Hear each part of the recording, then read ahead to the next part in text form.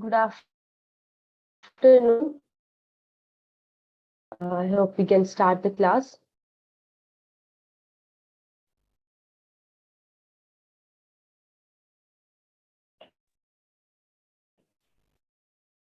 Please tell me if the PPT is visible. Is the PPT visible? Yes, ma'am.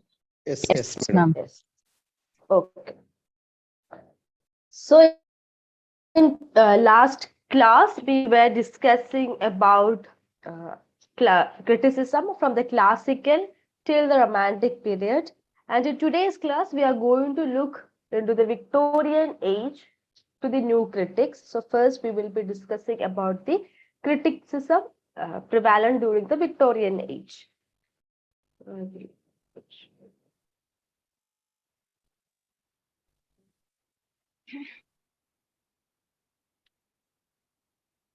Unit 5, Matthew Arnold, the function of criticism at the present time. So Matthew Arnold was a prominent critic of the Victorian age. Good evening.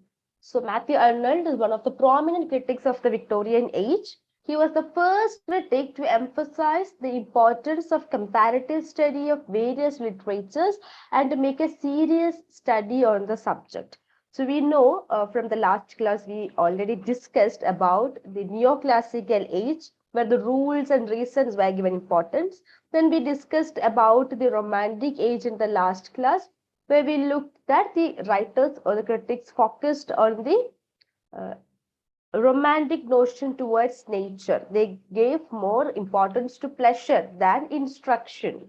They considered literature to be giving pleasure than instruction. Now we are moving into Victorian age. So we can see what are the different factors of the criticism that existed during the Victorian age. And here we are first focusing on Matthew Arnold because he is the prominent critic of the age. We'll be looking at his essay, The Function of Criticism at the Present Time. So Matthew Arnold, what he did was he was the first critic who gave importance to comparative study of various literature. So he said that we should compare different literary works and then make a serious study on the subject. We should analyze the subject by a comparative method. He is known for his touchstone method of evaluation of works of art. So he was known for his touchstone method. The touchstone method is a way of comparative study where you take a literary work and compare with a classical work. That is what you do in the touchstone method. Then he gave a definition of poetry and he defined poetry as a criticism of life. Arnold defined poetry as a criticism of life. And he defined criticism as a disinterested endeavor to learn and propagate the best that is known and thought in the world. So he defined criticism as a disinterested endeavor. So here he defined that the critic should be impartial. They should stay impartial in learning and propagating what is the best. Whatever literary work they are analyzing, they have to find out the best in that and the best thought in the world. That is what the role of criticism is. Then he also described the grand style and high seriousness. So these are the major fact points that Matthew Arnold is known as a critic. As a critic, how is he famous? So he was famous as a critic in the sense that he created a touchstone method for evaluating literary works. He defined poetry as a criticism of life and he gave a definition to criticism as a disinterested endeavor. And he also described about grand style and high seriousness. So these are the important points to be remembered about Matthew Arnold as a critic. In the textbook, you can see that there's a detailed description of Arnold's life and work that which you can read. I'm moving into the important points. Arnold's literary criticism includes on translating Homer, which was published in 1861, and Essays in Criticism, which was published in 1865. Then later in 1888, it was published as a series. And there are, this is the major literary criticism works. There are other poetry works. He has written lots of poems, which you can refer to in the text. He also written different essays, and he also written certain social criticism like Culture and Anarchy, some of his famous works. Moving on, Victorian Age. So, as I told you in the first class, we will be discussing about literary criticism of particular age.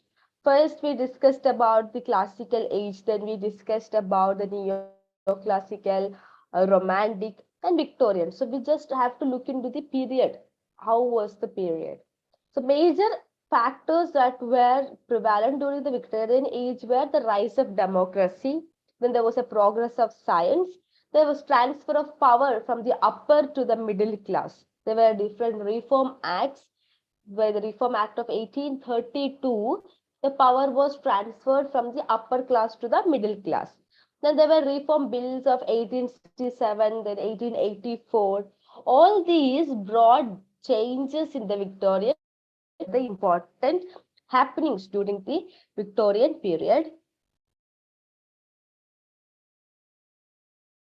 Now, moving on to the essay, the place and function of criticism. In the essay, Arnold is describing about the different functions of criticism.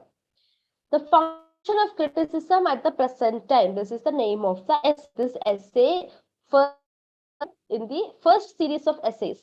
He wrote different essays, right? See here, Essays in Criticism, 1865 and 1888. It's a series. So in the first series of Essays in Criticism, this appeared, okay. And it was first appeared in the National Review of November 1874. The function of criticism at the present time is the first series of Essays in Criticism, and it appeared in the journal National Review in the year 1874. It is the most important of Arnold's critical essay. Arnold defines literary criticism and its function at the beginning of the essay. So in the essay, what we can see the definition of literary criticism, and he also defines the function of literary criticism. He believes that criticism is important as creative activity. According to Arnold, he says that criticism is also important or equal to creative activity. The importance that we give to creative activity, the same importance should be given to criticism as well. According to Arnold, criticism is a disinterested endeavor to learn and to propagate the best that is known and thought in the world. This is what I already discussed. So he said that criticism is a disinterested endeavor. So the critic should be impartial in learning and propagating what is best. Okay. So this is an important point. What according to Arnold is the function of criticism?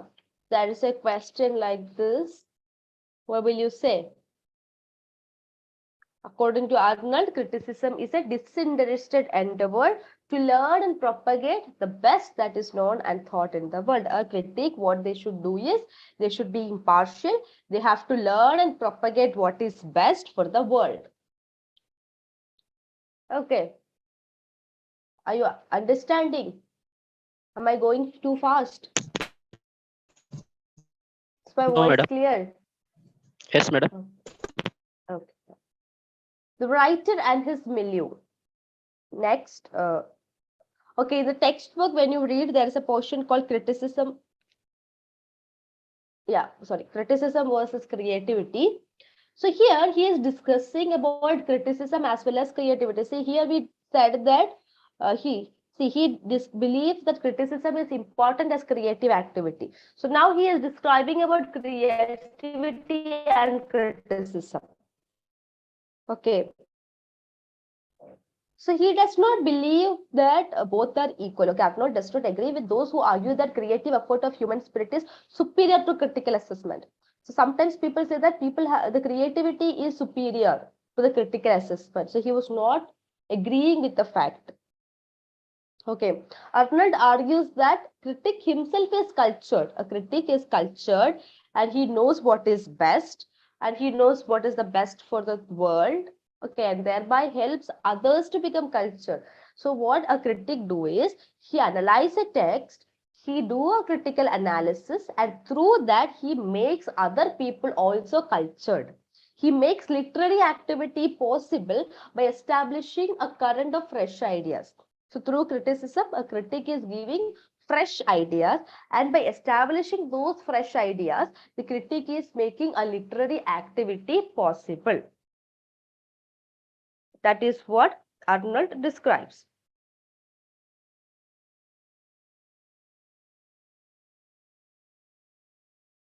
Okay. Yes, ma'am. Okay. So remember this point that when we talk about criticism and when we talk about the how Arnold describes about criticism, you should remember this point. Criticism is a disinterested endeavor to learn and propagate the best that is known and thought in the world. So you should learn that. Okay, I am repeating this because it is a very important point. Okay, now he also says that creative activity is sometimes inferior to cultural activity. So what Arnold does is he gives importance to criticism than creativity. Okay, he gives importance to criticism. Remember these points. I'm repeating this because these are very important points. This will repeatedly comes for the exam. Okay, when criticism versus creativity, you should remember this point that Arnold, what he did is he admits that creative activity is more it's sometimes inferior to critical activity. He gives importance to critical activity. He considers that a critic is best. He is cultured. He knows what is best, and through criticism or through the process of criticism, he is making other people also to become cultured, and he makes a literary activity possible by giving out fresh ideas. Now, the writer and his milieu. Every creative writer requires a certain intellectual and spiritual atmosphere, the elements of the best ideas that are current at that time. So, Arnold says that for a writer, whoever the writer must be, he requires or he or she requires an intellectual level. Okay, he or she should have an element of intellect, and they should also have a spiritual atmosphere. So these two things makes a writer more creative, and they should also know the best ideas that are current at that time. Whichever time they are living, they should also be familiar with the ideas. According to Arnold, the power of the man and the power of the moment are required for the creation of a masterpiece of literature. So he says that in order to create a literary masterpiece, if the literary work should be a masterpiece or should be universally appeal, it should have universal appeal. It needs two things. One is power of the man, that is experience, power of the moment. They should have the experience. They should know how a human being behave in a certain situation. Or they should know the events happening. So all these will help for a literary work to become a masterpiece. Now, we are moving into the important points that Arnold proposed. So, disinterestedness. Disinterested is a very important argument or point put forward by Arnold. Disinterestedness is a free play of the mind on all subjects in literary criticism. It is keeping from the practical view of things and also from any of those ulterior political, practical consideration about ideas. Am I audible? Because my internet is very. Can you hear me? Am I audible? Yes, ma'am. Yes, okay. So disinterestedness, like what Arnold meant by disinterestedness is that he should be keeping aloof from practical view of things, that he should not have any of his political, practical consideration about ideas. He should be impartial. A critic should be disinterested. A critic should be disinterested critic. Okay, they should stay detached. They should not get attached to anything. They should not have their own ideas. They should not have their own ideologies. They should be impartial. They should not take sides. They should be unbiased. Okay. And then they have to make criticism. So it's a free play of mind. You have a free choice. The critic has a free choice. Should not believe in the practical view of things. You should not have ulterior political or practical motive. You should consider ideas from a free play of the mind. A disinterested critic should view things detachedly as it itself really is. So they should approach a text the way it is. They should not have any pre-notion that, oh, this is written by this author, so it should be like this. So a critic should not have any of these thoughts. A critic should stay detached and they should approach the text as it is. Arnold says that the contemporary criticism lacked disinterestedness as the Victorian literary periodicals and journals were generally owned and controlled by political party and individual patrons. So, Arnold says that there's a lack of disinterestedness in the contemporary criticism because contemporary criticism is the Victorian age. During that period, what happened is there were lots of periodicals and journals. Okay, and these periodicals and journals were owned and controlled by political parties or individual patrons. So they were trying to propagate their ideologies through these periodicals and journals. So people always have a political background. In that sense, the criticism fails, right? The criticism should lack, then the criticism is lacking disinterestedness. Then it is not becoming a criticism. That is what Arnold's point is. So, since the periodicals and journals are owned by political parties and individual patrons, it always propagates some sort of ideology. So if you have some sort of ideology, you cannot say that it is disinterestedness. It is not no longer disinterested. It has some ideology that does not make a criticism possible. This is what Arnold says. Next, he is also giving details about the duties of a critic. How a critic should be. What are the different duties of a critic? Okay. A critic has to know the best that has been thought and known in the world and resist all false and indiscriminate valuations. So, the first duty of the critic is the critic should know what is best. They should know what is best in the thought and what is best in the world and resist all the false and indiscriminate valuations. They should study subjects on all branches and improve his knowledge for gaining perfection. Okay, so what a critic should do is a critic should study all subjects. They should study subjects of all branches. They should have a wide variety of knowledge. They should improve their knowledge for gaining perfection because if they have lots of knowledge, they can acquire perfection. Imagine a critic who doesn't know anything.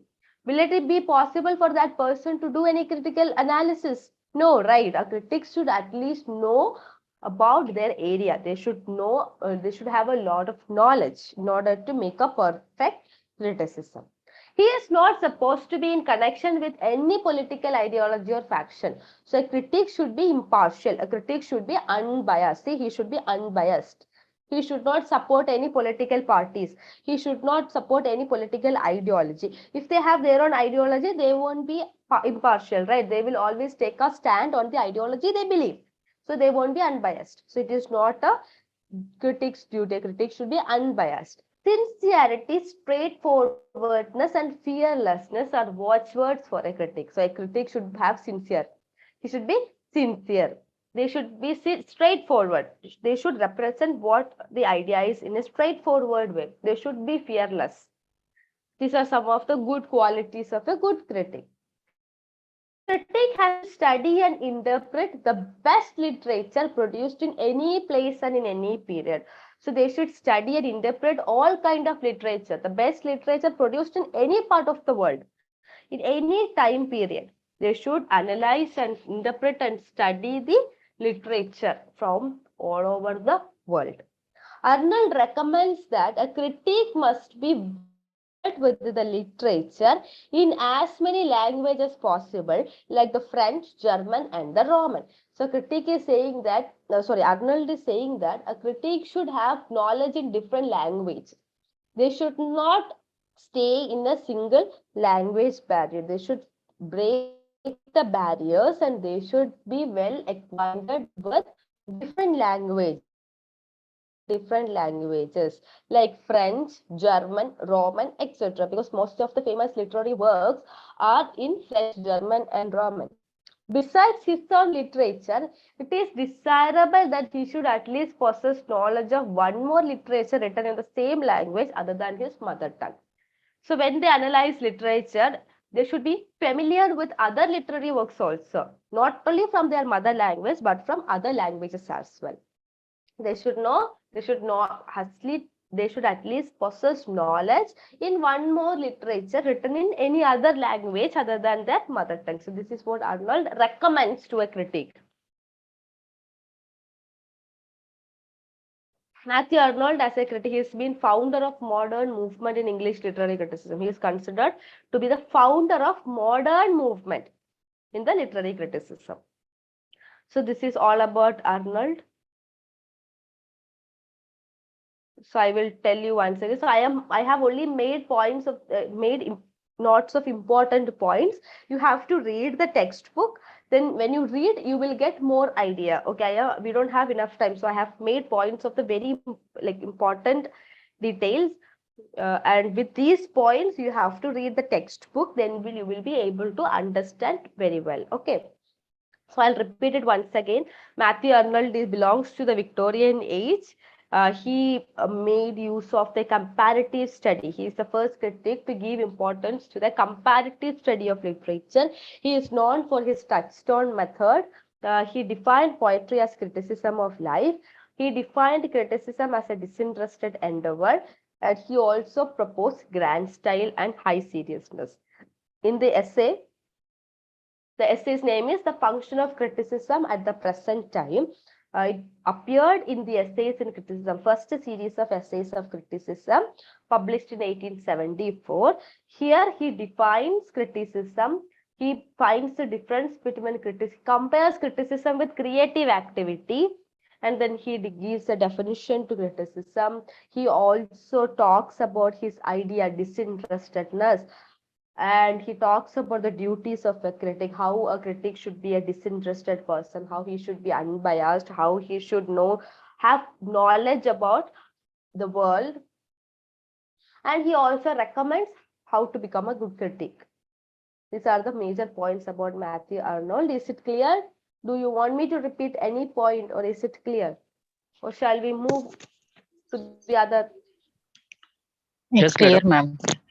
Clear. Okay, fine. Thank you. Now we will be discussing about T.S. Eliot and his essay Tradition and the Individual Talent.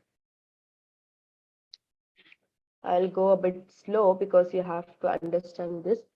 This is very important, okay, from the exam point of view. T.S. Eliot and his essays is very important. T.S. Eliot was one of the most influential critics of our time. So he belongs to the modern period. He is one of the most influential critics.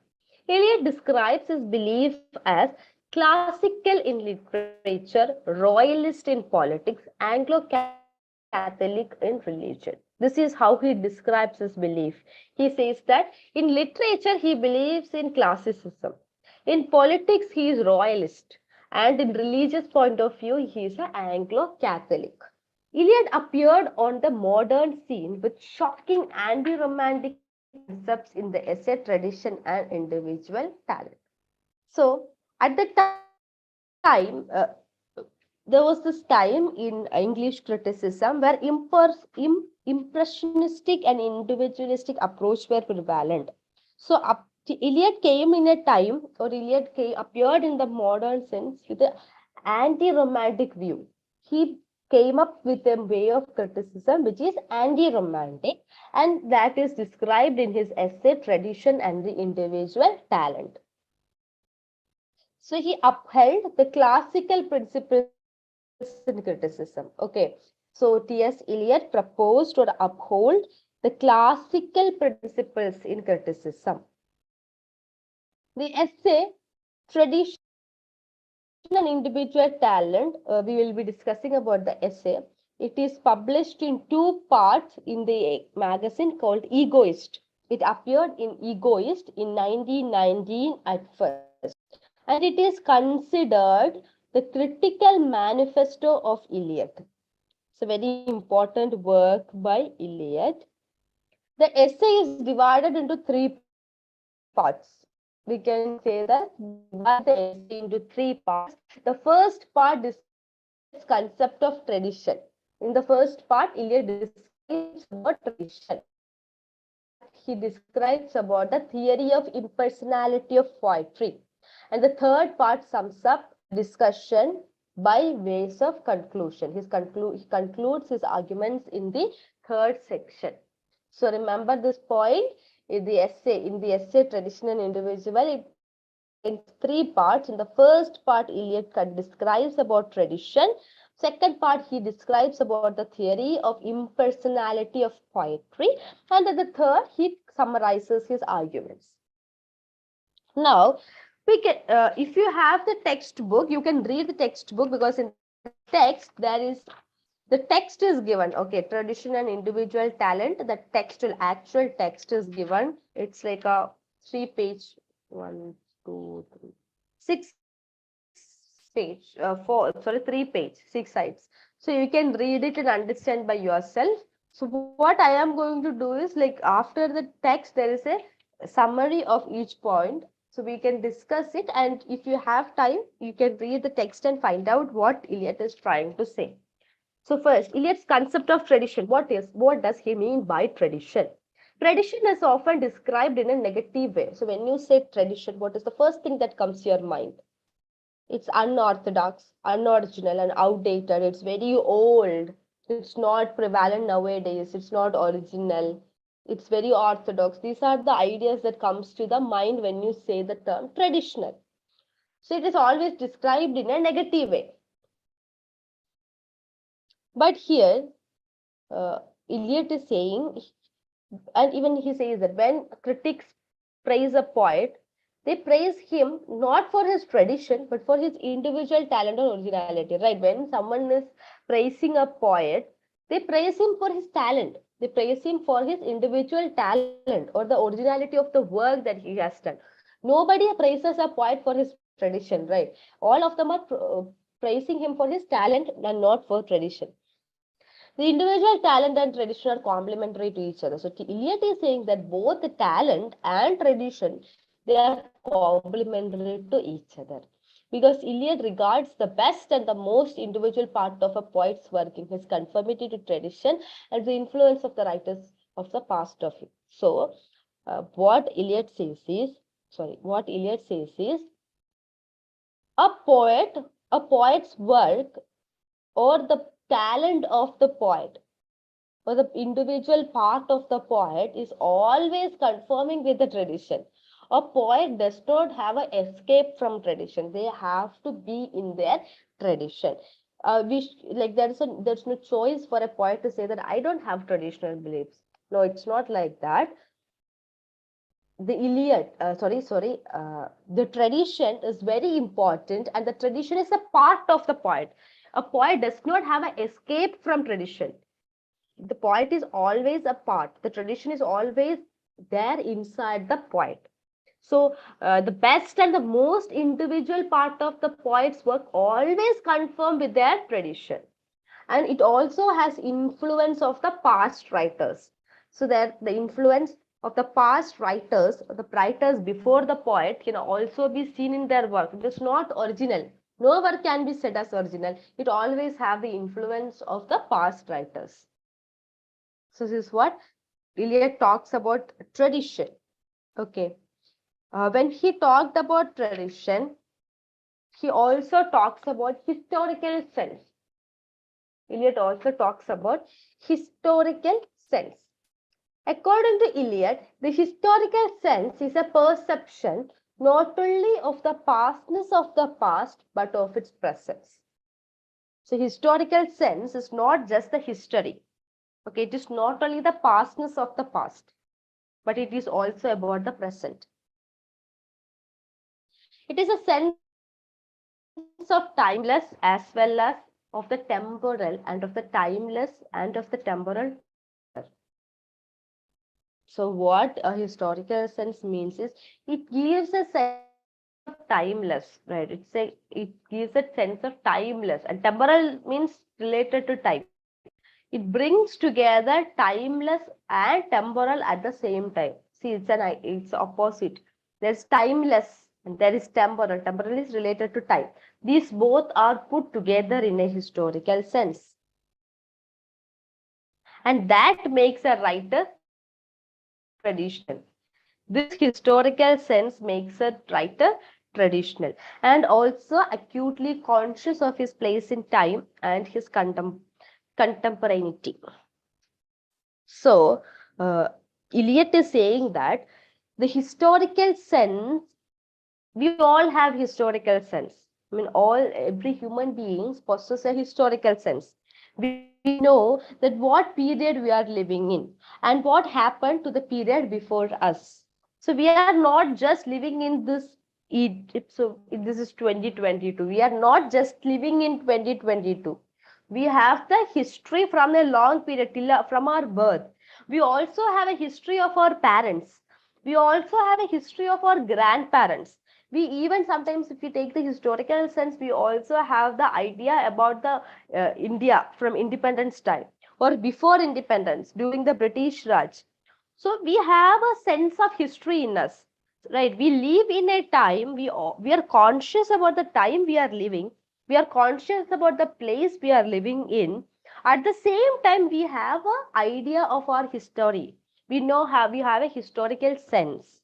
That is what makes us, right? We are we because of our past. So he is saying that the historical sense connects with the tradition.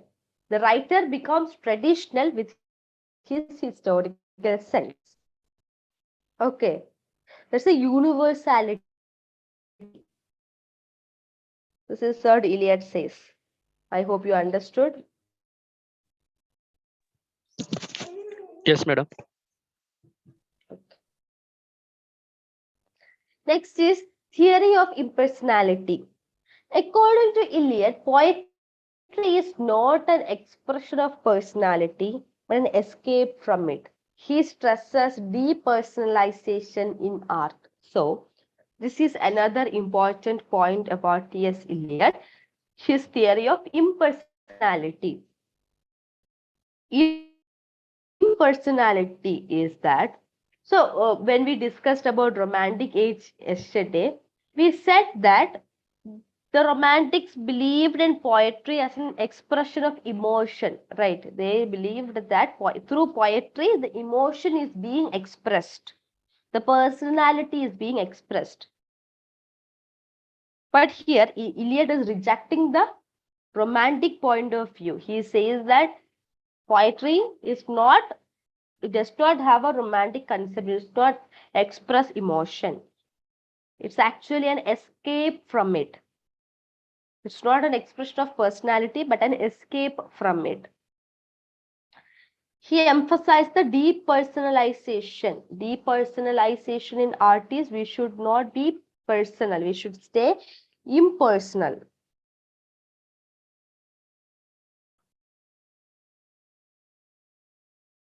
Okay. The poet should stay impersonal. They should not express emotion, but poetry is a escape from emotion. See what the Iliad, how he describes the theory of impersonality is that he brings the idea of a catalyst. So if you know about a chemist, if you have a basic knowledge about chemistry, you know that how a chemical reaction takes place, right? There will be a catalyst which speed up the process, speed up the chemical process. So Iliad reduces the poet just to a medium in the poetic process. He says that poet is not important. Poet is just a medium. It is not a poetry is not about the poet. Poet is just a medium. Poet is just a medium who records the poetry or the imagination. He says that he's just a medium. He's like a catalyst in a chemical reaction. So what does a catalyst do in a chemical reaction? It causes a reaction, right? When there is a chemical reaction, if you put a catalyst, what happens is the reaction takes place. The reaction will take place in a faster pace, and the catalyst remains unaffected. Nothing will happen to the catalyst. So same way, Eliot compares the poet to a catalyst. So a poet is a medium or a like a catalyst which causes a reaction. Reaction here is the poetic process, writing of the poetry. And after that, the poet will be remaining unaffected. Nothing happens to the poet. Eliot compares the poet to a jar or a receptacle in which are stored numberless feelings and emotions, emotions, etc., in an unorganized, chaotic form till all the particles which can unite to form a new compound are present altogether. So what Eliot says is that the poet's mind is like a jar. We have a jar, and inside the jar there are lots. What is stored? There's feelings and emotions stored. There are numberless feelings. There are huge number of feelings and emotions are stored inside a jar, but it is not in an organized way. It is an unorganized way. It's in a chaotic form. It's not an organized form. Everything is mixed up. We cannot sort it out. Okay. Until what happens, there is all the particles which can unite to form a new compound are present together. So there comes a new particle. So when the poet gets an idea, he can put the feelings and emotions together in order to write the poetry. The poet, when he gets the idea, what he does is he brings out the feelings and emotions. He opens the jar, takes out the feelings and emotions, arrange them or organize them in a proper way and write a poetry. That is what Eliot says. So he is impersonal. There is the personality of the poet does not matter in the poetry. The emotions of the poet is not being described. Eliot refutes Wordsworth's theory of emotions recollected in triangulity as an inexact formula. He says that it is neither emotion nor recollection nor without distortion of meaning or triangulity. Wordsworth theory presupposes that the poet experiences an emotion first and recollects it later. But for Eliot, poet's personal emotion has nothing to do with the form. So what Eliot does here is, so before moving into the Wordsworth's theory, I will repeat the theory of impersonality once again. I hope you understood, but I will repeat it because it's very important. He says that we said that the poet should be impersonal. They should reject their emotions. It's not the expression of emotion, but an escape from emotion. The personality of the poet is not represented in their work. The poet acts like a catalyst. So I forgot to add a point. So when we say a poet's mind acts like a catalyst, in the text, if you have text, you can see Eliot gives an example of the chemical reaction itself. Like there are two gases, oxygen and sulfur dioxide. And in order to make the uh, process faster, they add a platinum catalyst. They form oxygen and sulfur dioxide in the presence of platinum produces sulfuric acid. So after the process, the platinum remains unchanged. It's the same way. That means the newly produced acid, it's a sulfuric acid produced because of the chemical reaction, does not have any traces of platinum. In the similar way, the mind of the poet is a catalyst. There's a there's a poetic process, and the poet act as a catalyst, and the end product is the poetry. And in the end point, sulfuric acid here is the poetry. So the end product, that's the poetry, does not have any characteristic features of the poet. It does not represent anything about the personality of the poet. That is why it is called impersonality.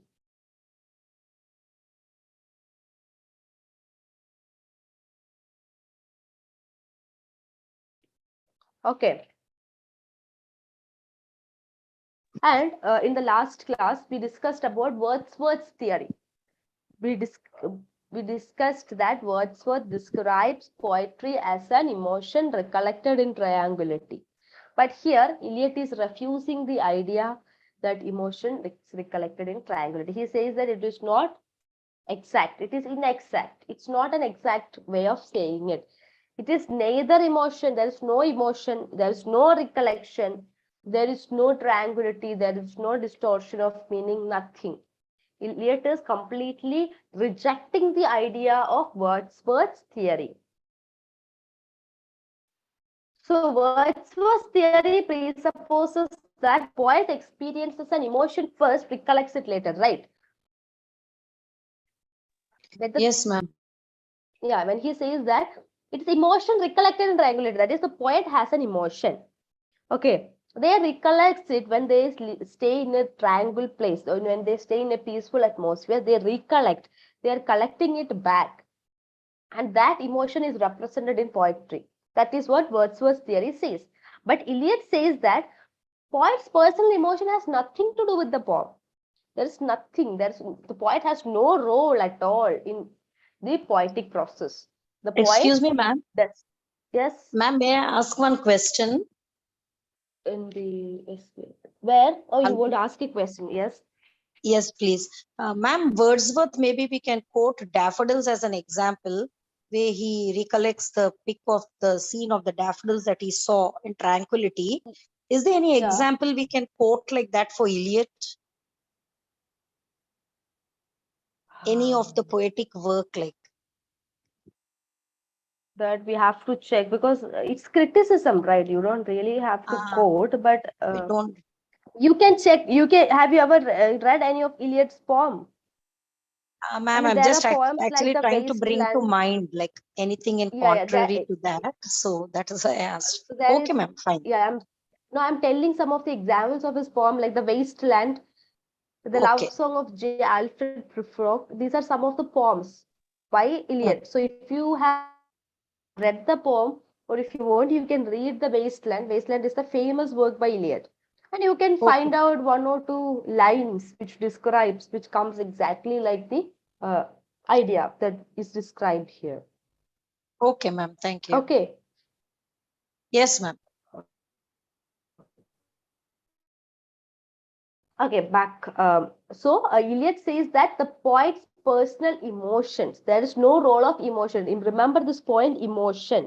So romantic writers gave importance to emotion, and Eliot is refusing to accept the idea of emotion. He says that poet's experience has, or the emotion has nothing to do with the form. See, this is how Eliot describes poetry. Poetry is not a turning loose of emotion. It is not giving out our emotion. It is not just describing our emotion, but an escape from emotion. Somebody's audio is on. Can you please mute it?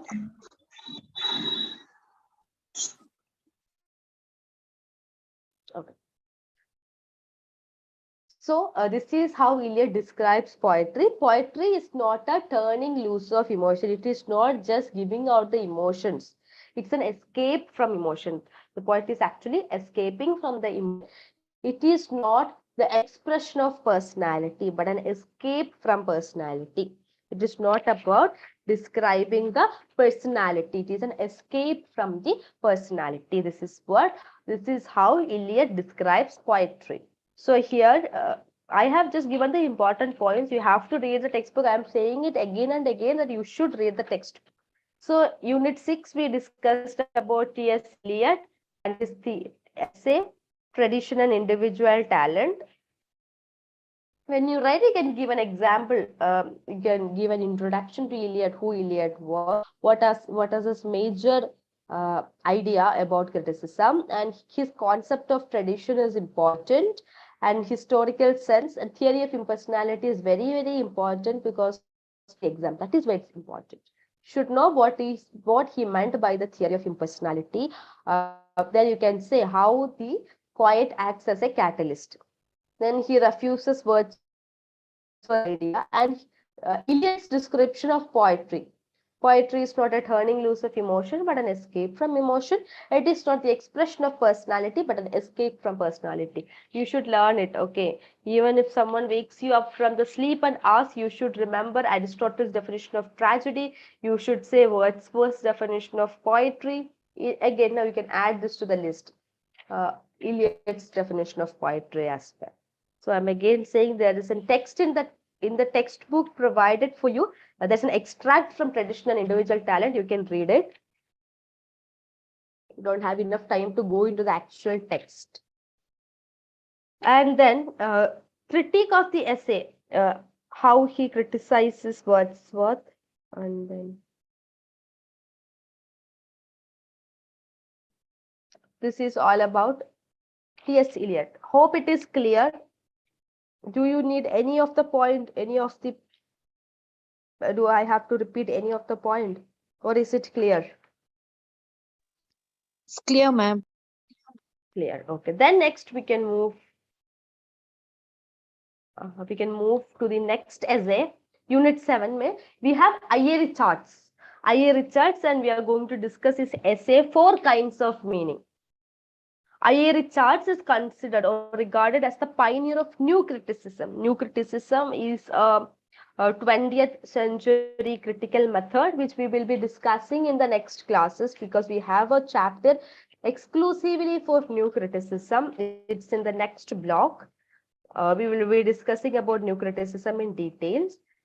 In the last class also, in the previous class, first class, I guess, we described about new criticism, how new criticists do. What is new criticism? Do you remember? It is analyzing a text in detail, scrutinizing a text. They give importance to the form, not the historical or biographical details. The extrinsic factors are rejected and they give only importance to the intrinsic factors, only what is there in the text. That is what new criticism is. We will be discussing about it in detail. Don't worry, we will discuss about it. So I.A. Richards is regarded as a pioneer of new criticism. Okay, he is considered to be a pioneer of new criticism. So there are some names that you should remember when you talk about new criticism, like I.A. Richards, John Crow Ransom, Alan Tate. And I.A. Richards imparted a scientific position and objectivity to English literary criticism. See, he gave an idea of objectivity. Objectivity means not subjective, right? It's not about the biographical details, not about the historical details. When you analyze a text, it should be objective. And it should give importance to the scientific facts. And in the essay which we are going to discuss here is Four Kinds of Meaning. It is an extract from Richard's Practical Criticism. Practical Criticism is one of the major important work of I.A. Richards. Some other important works includes The Meaning of Meaning and The Principles of Literary Criticism. So there are these three important work by, there are other works, but when we talk about I.A. Richards, we should never forget these three works. Practical Criticism, The Meaning of Meaning, and The Principles of Literary Criticism. So Four Kinds of Meaning appears in Practical Criticism.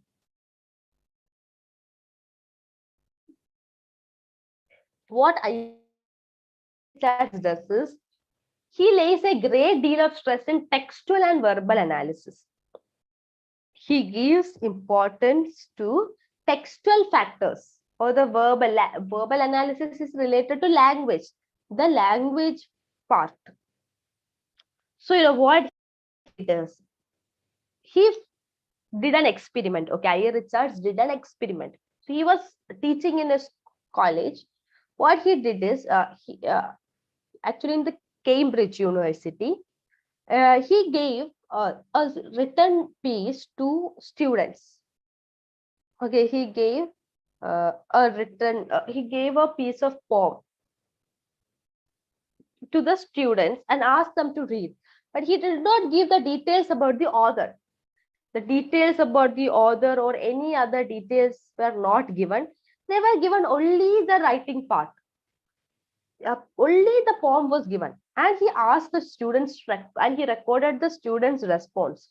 See, when we know the writer, if we know who the author is, we already have the idea, right? This author belongs to this period. So his or her writing style will be like this.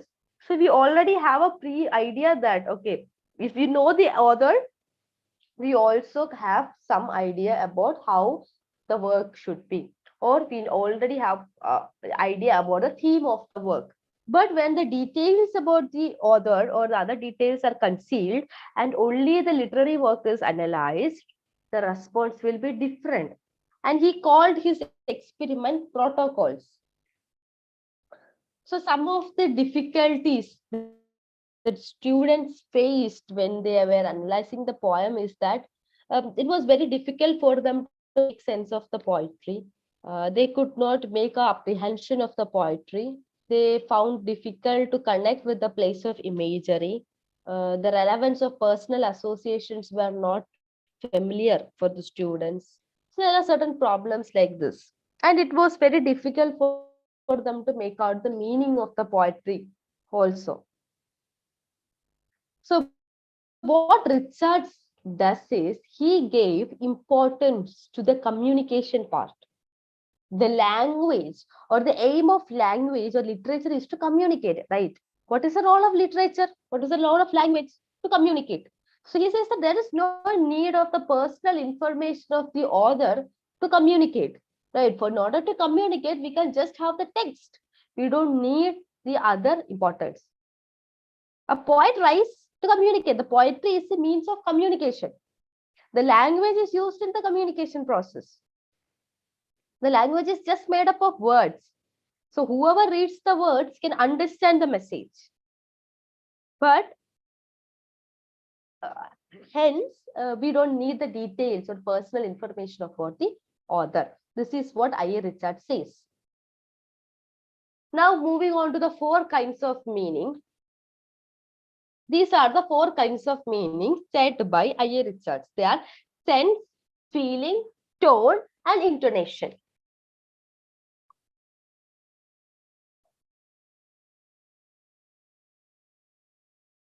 So these are the 4 kinds of meaning. First one is sense. Sense is nothing but a paraphrasable literal meaning of the utterance. When you say something, it has a meaning. That simple meaning is called sense. It is the message communicated through the plain literal meaning of the words. When I say, I am going to school today, that is sense, because I am going to school. That is the message. That is the message I want to communicate. I am going. That is just the sense. So the literal meaning, when you say something, the literal meaning of the utterance is called sense. Okay. When we utter, we are saying something. When we listen, we expect something to be said. So it is the language that enables the speaker to convert the experience or message in the mind of the speaker. Sorry. I mean, it's a language that enables the speaker to convert the experience into sound sequence.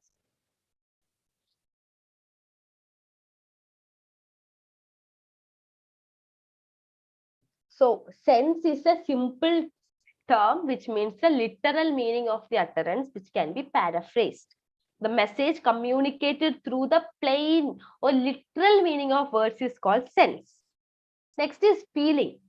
Feeling is the attitude of the speaker to the subject. Speaker is the writer. Subject is the audience.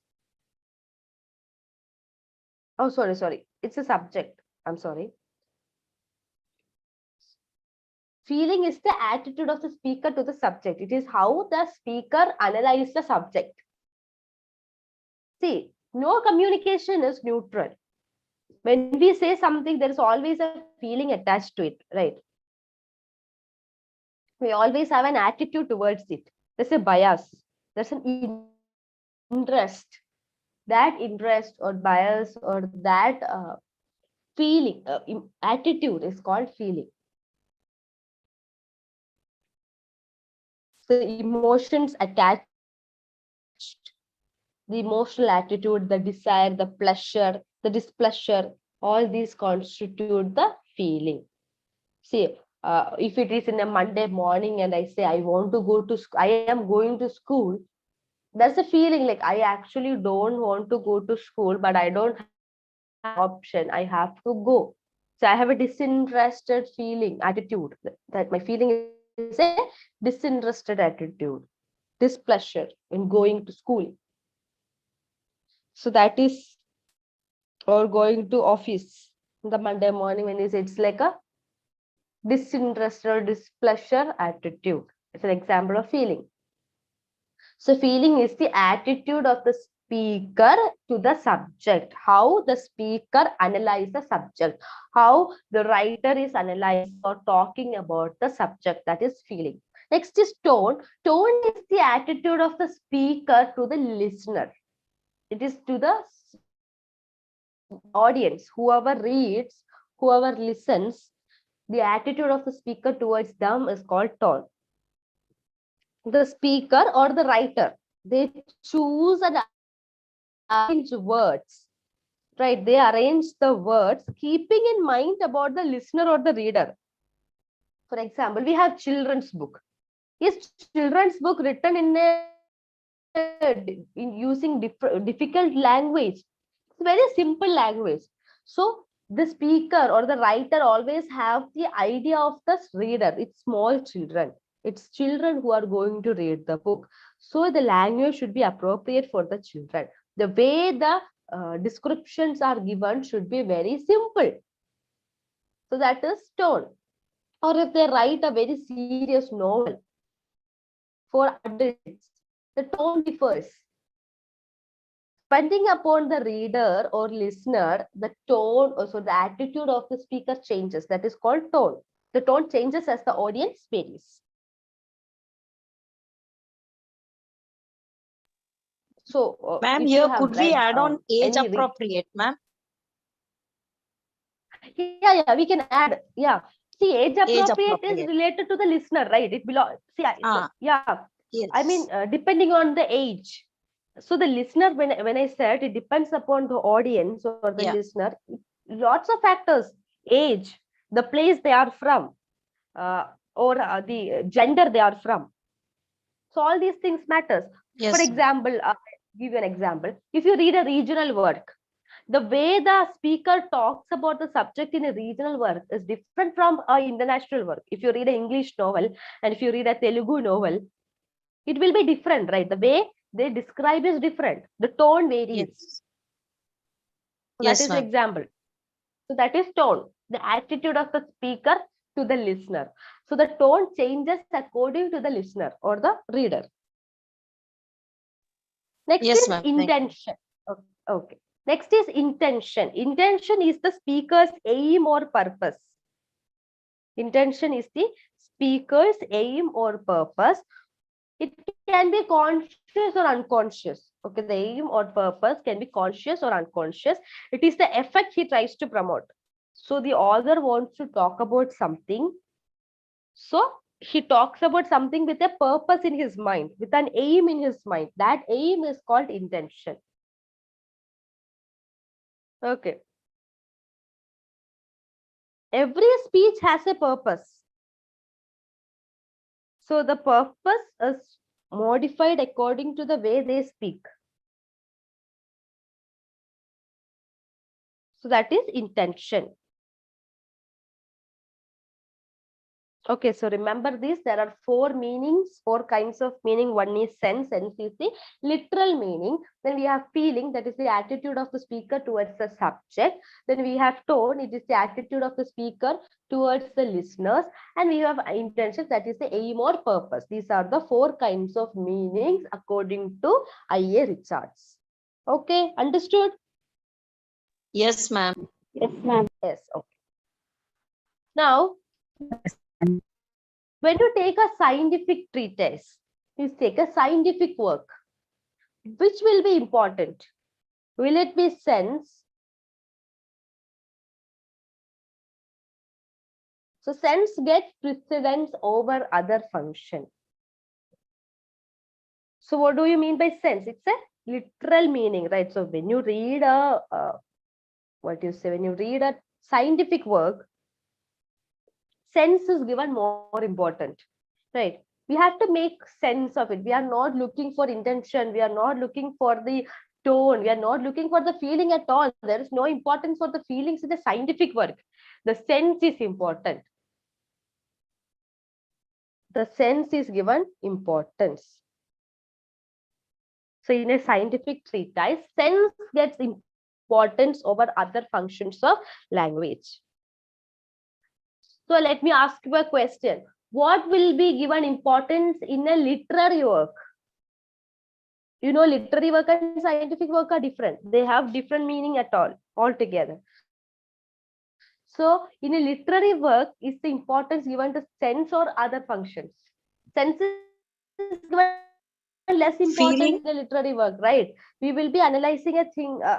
Hello, yes, the feelings, right? feeling, will You it said be feelings, feeling? right? Yes, Yeah. ma'am. In a literary work, the feelings, the tone, and the intention will be given importance. So, for example, if I am saying that I don't like this, I don't like this book. If I say in a literary work, it means that I don't like reading this. I am reading this because for someone else, or I am reading this because I don't have a choice. I actually didn't like what is said in this. That is what. So when you take for meaning in a scientific work, the sense is given importance than other functions. In a literary work, sense is less important and other function will be given more important. Now, according to Richards, if a statement, so now I will give you a simple explanation of that. Richards, he in his work Principles of Literary Criticism, he gives two uses of language. So I.A. Richards says that there are two uses for a language. There are two uses. One is scientific use of language, the other is emotive use of language.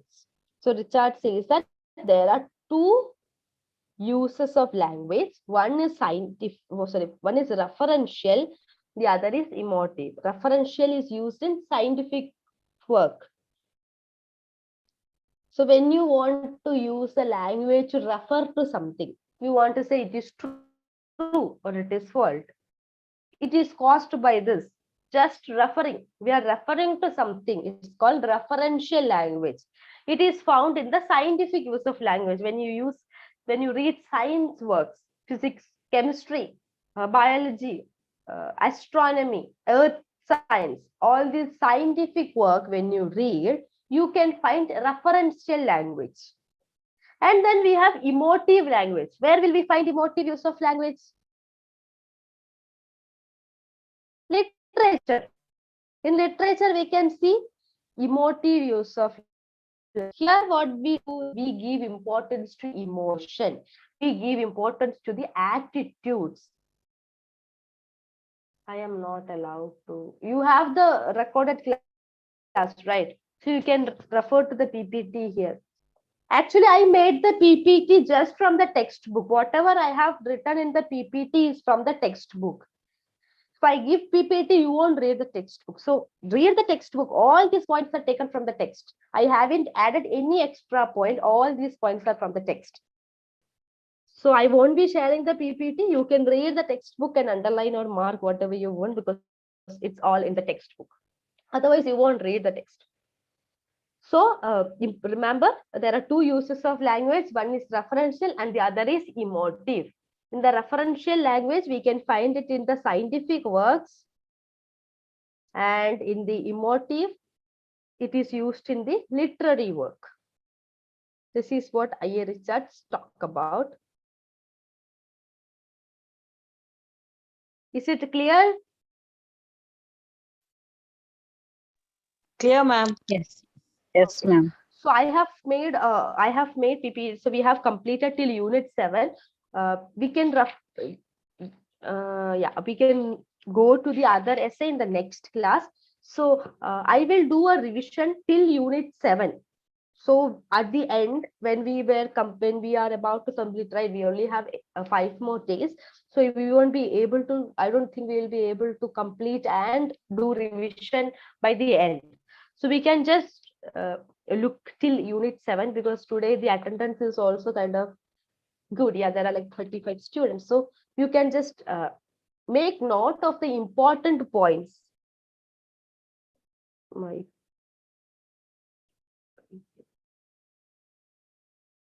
You can make notes of the important points from the exam point of view.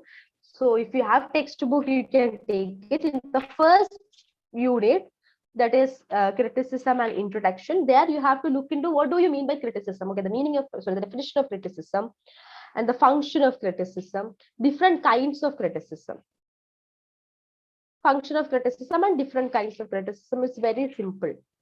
There are only 1, 2, 3 points to remember. Second unit, in poetics, Aristotle's poetics, you have to know the definition of tragedy. I'm again repeating it. That is very important. Even when someone wake you from the sleep, also you should remember it. Aristotle's definition of tragedy. Ma'am, if you Then don't mind, can you tell the first chapter what you said, ma'am, please? first chapter, yeah, of course. In the first chapter, you should look into the meaning of criticism. What do you mean by criticism? Okay, ma'am. We said, right, criticism is so you can begin from the, you can start from the very beginning, that criticism, word criticism is derived from the Greek word which means to judge. Then the definition of criticism, the act of bringing both merits and demerits of a work of art and assessing or judging its value. That is criticism. Yes. Then if you have textbook, no, in page number 10, the first answers to check your progress, in the first answer Yes. defines what is criticism. Okay, then you have to look into the different kinds of criticism. Different kinds like theoretical, practical, impressionistic, judicial, legislative, aesthetic, descriptive, evaluative, mimetic, pragmatic, objective, textual, ontological, historical, biographical, comparative. Oh, it's so long. Just remember the kinds of criticism also. Yes. Usually in the exam, they don't ask all these kinds of, there are like 15, 16 kinds of types of criticism. So in the exam, what they do is they will ask you to discuss any 5 or any 6 kind of criticism. So you can choose, you can study a whole and you can write any 5 which you are strong at. And Okay, ma'am. then in the second, Aristotle's poetic, definition of tragedy. Then what do you mean by mimesis? Mimesis is imitation. What do you mean by imitation or mimesis? Definition of tragedy. Different elements of tragedy is important. There are, I hope you remember, there are 6 elements, right? Plot, character, diction, thought, spectacle, and song. Very, very important. Just study about the different elements. In the plot area, you have peripecia and anacnosis. Then there are some other words like, then character,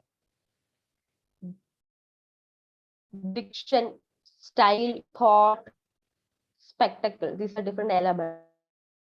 So the very you have to study everything, but I'm just giving the important things. One is theory of imitation. The other one is definition of tragedy, and then different elements of tragedy. Next is face to Shakespeare, Samuel Johnson. You have to know what are the different factors of the age, neoclassical age. What is a neoclassical? What are the different characteristic features of the age? Characteristics of neoclassical school. Then Johnson as a critic. So a very important preface to Shakespeare. You have to talk about Shakespeare's achievements.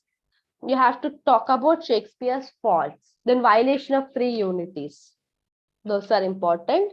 When we come to Coleridge and Wordsworth, you should know about romantic age. Preface to lyrical ballads, it's important. Wordsworth's definition of poetry. Wordsworth's definition of poetry is important. And Wordsworth's view, like how he describes a poet should be. What are the different stages in poetic creation? All those things are important. Then when you come to Coleridge, theory of imagination. I told in the class itself, it's very important. Theory of imagination, primary and secondary imagination. Then difference between imagination and fancy. That is what you have to study for college. Theory of imagination, primary and secondary imagination, and the difference between imagination and fancy. Matthew Arnold, you have to look into the Victorian age. Then function of criticism. Disinterestedness is very important, and duties of a critic is also important. I mean, how Arnold describes about a critic. How should be a critic? What are the different functions of a critic? T.S. Eliot, tradition and individual talent. There you have to talk about tradition. What do you mean by tradition? Then what do you mean by historical sense? How does historical sense gives an idea of tradition? Theory of impersonality is very important. Okay, these are the important things to be remembered. Any doubts so far? Oh no, sorry. Iyer Richards, 4 kinds of meaning. You don't have to say, you have to study the 4 kinds of meaning. Sense, feeling, tone, intonation. Sorry, intention. These are the important things in Iyer Richards. Ma'am, what did you say about William Wordsworth? Ma'am, I didn't get that. William Wordsworth, the definition of poetry. How does he define poetry? Wordsworth's definition of poetry is very important. And what else is important? His Wordsworth's view, the rustic and humble life, poetic diction, that things are very important. Okay. Any other doubts? So we completed till unit 7 and we did a small revision. We discussed about the important questions that will come for the exam. When is the next class, madam? Next Saturday, today Sunday, no, next Saturday. Next Saturday, madam. I just joined now only. That's why I don't know exactly. That's why I asked, madam. Thank you, madam. Okay. So read the textbook. There is an extract of tradition and individual talent in the textbook also. Read it. Okay. So we'll meet next week. I hope we can wind up the class, right? It's already 5:50. Okay, thank you, ma'am. Okay. Thank you. Thank you, ma'am. Thank you, ma'am. Thank you, ma'am.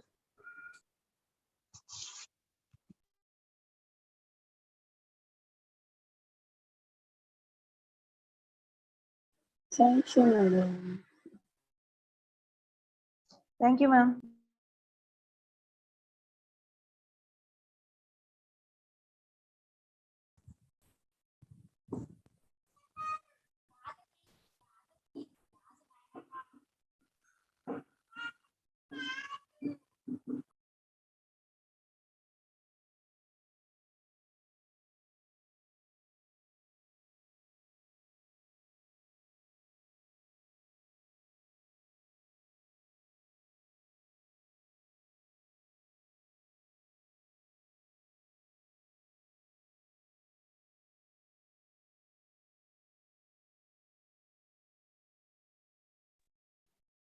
Is anyone there in the group?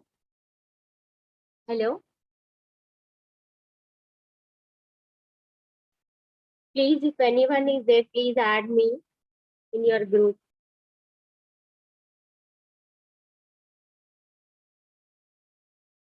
Hello? Is anyone in the group?